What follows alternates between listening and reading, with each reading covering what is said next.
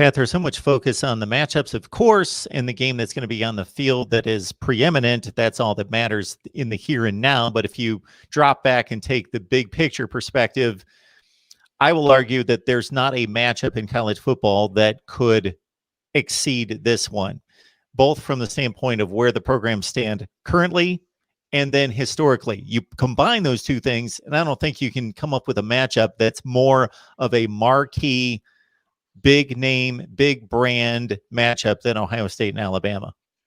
Yeah, and especially given people were probably sick of seeing Ohio or Alabama and Clemson play each other. And I think if you look back through the college football playoff games, maybe besides one of those Alabama Clemson games, the best game is probably that Sugar Bowl in 2014 between Ohio State and Alabama.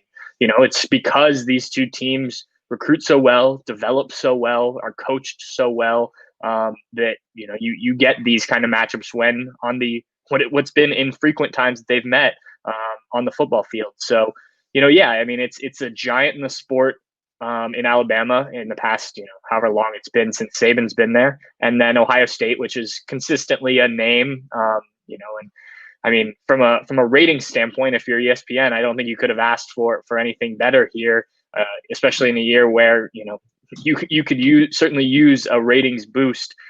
This was exactly what you wanted to get is these two programs, and especially Ohio State coming off a big win against Clemson, because that gives people more confidence that the Buckeyes will at least be in this game. And if they just squeaked by Clemson or something like that, maybe people aren't as excited to watch Ohio State supposedly get beat down by Alabama. But I think people expect this to be a good game. And therefore, that builds on the excitement. Yeah, and just to wrap up my point, folks, go to any metric, Google any metric historically, wins, winning percentage, national championships, conference championships, All-Americans, on down the line. These are the two that rank near the top. Pat Murphy on the line from Bucknuts, 247 Sports, joins us on a regular basis for Ohio State football updates, and this being the football update because this is why they play a national championship game against Alabama. So the concern from week to week for the entire season has been a COVID outbreak and a possibility that a game would be canceled. And here we are with the game being played. And there being rumors out there that Ohio State is having issues from that situation.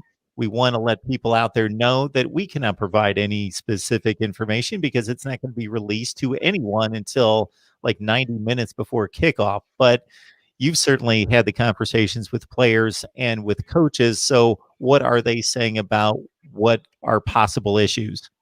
Well, I think there's a couple things at play here. And I don't want to disparage anyone's reporting of what's happened, what they were told from sources and whatnot.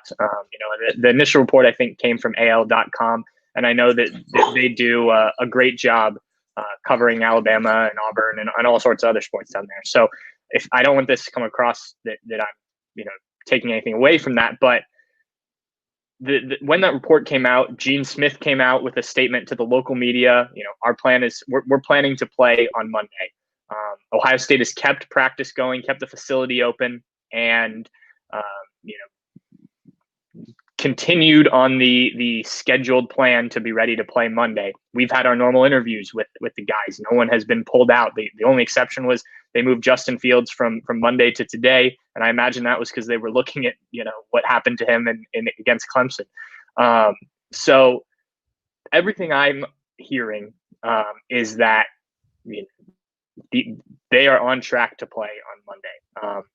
This report of, and there's been other reports, it's not just the AL.com report, that there's a COVID outbreak that could affect an entire position group. I don't know where that's coming from. Ohio State has been as careful as anyone about how they've handled this situation. Going back to the game they canceled against Illinois, they didn't hit the Big Ten threshold in that game. They decided not to travel to Illinois for safety reasons. So, I don't see Ohio State leaving the facility open if there's anything that a mass outbreak, so to speak. So that's from what we're hearing, what I'm understanding about this situation standpoint. The players, the coaches are all saying they're ready to play Monday night. Ryan Day said today, he was asked, his first question was, are you guys still on track to play Monday night, and he said certainly. And then he was asked later about how many players they would have available. He didn't give a number, but he said we'll have plenty of guys, or we'll have plenty of players. So, I mean, that's a pretty straight statement from Ryan Day, and it just doesn't sound to me like this is going to be an issue. Will Ohio State have guys out?